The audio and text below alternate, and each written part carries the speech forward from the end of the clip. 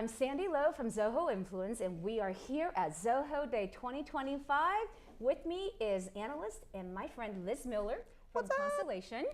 So Liz, okay, you have been to a few of these now. Yeah. And what do you think about this one? We really tried to change things up this time. This was great, I have to say. My first Zoho Day was 2020, and I have to tell you, honestly, it was one of my very first analyst summit analyst events when I was like a baby analyst, and because I had just started being an analyst in like November 2019. Oh, wow. And so I did not know, like I went to Dreamforce and was like, oh, I'm drowning.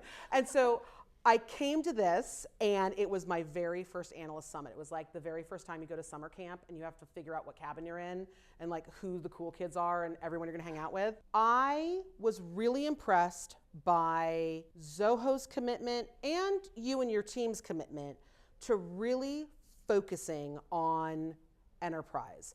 And I don't want to say enterprise as in the size of the company.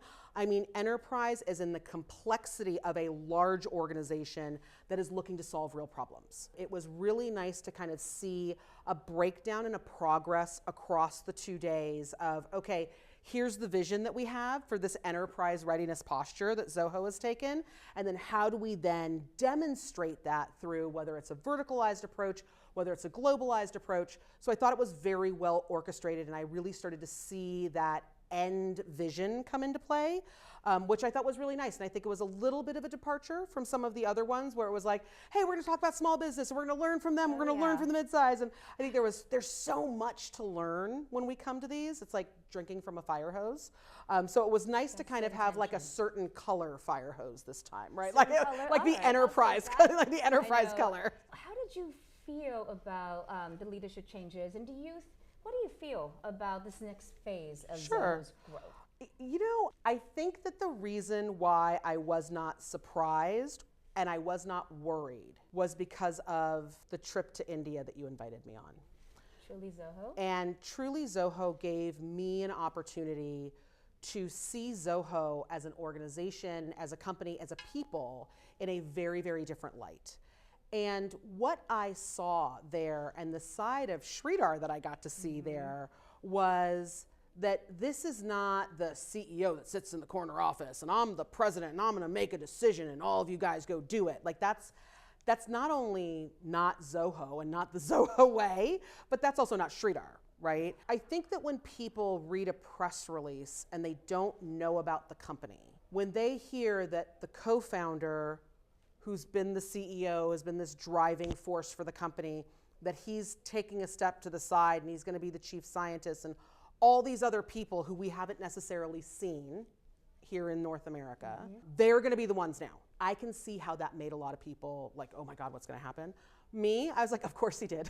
Yeah. Like my first reaction was, oh yeah, okay. Yeah, of course he did. He is going to have far more influence and he is going to drive technology into where Zoho is going to be in 2030, not where Zoho's sales are going to be in 2026. That's never been Sridhar's focus. That's never been his truth and where he has wanted to be. I think that the interesting thing that Sridhar moving to this scientist role provides is a way for a very unique generation of Zoho leaders who have been with Zoho all this time. These are not new people. These are not new names for within Zoho.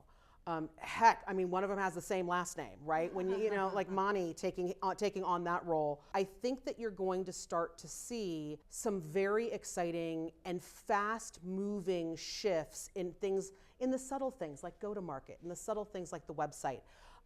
Do I think Sridhar's going away? No. I mean, the man loves changing and poking and shifting and prodding. So I think he's going to have even more fun doing that.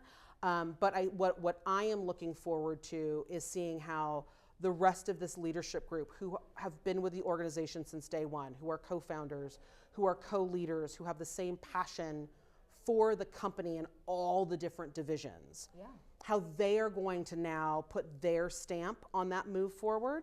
Give me 3 quick hot takes on what you took away this time from ZohoDay. Speed, that every single one of your customers talked about, these are enterprise customers solving enterprise problems, and they talked about how quickly they were able to get up and running. A lot of people will say platform. I don't necessarily think of that first because you've always had that as a platform. I think foundation, because I think that everything that you are talking about delivering a platform for customers all started with things I heard about in 2020 in Austin, right, at ZohoDay, about that technology foundation. I think about global.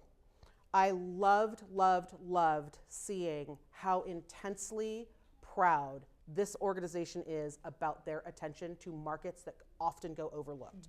Latin America, Middle East, Africa. If you are in one of these regions, ask hard questions about solving problems and getting up and running quickly based on your problems in region, for your country, for your vertical industry. You can let what everyone else thinks I'm supposed to do fall to the side, because that's what we've heard time and time again from your customers, is that Zoho was solving their problems, not the problems of a larger market that they may never see. Well, Liz, always good chatting with you. It's always so fun to be here. Thank you so much for putting up with me. I did get a new title.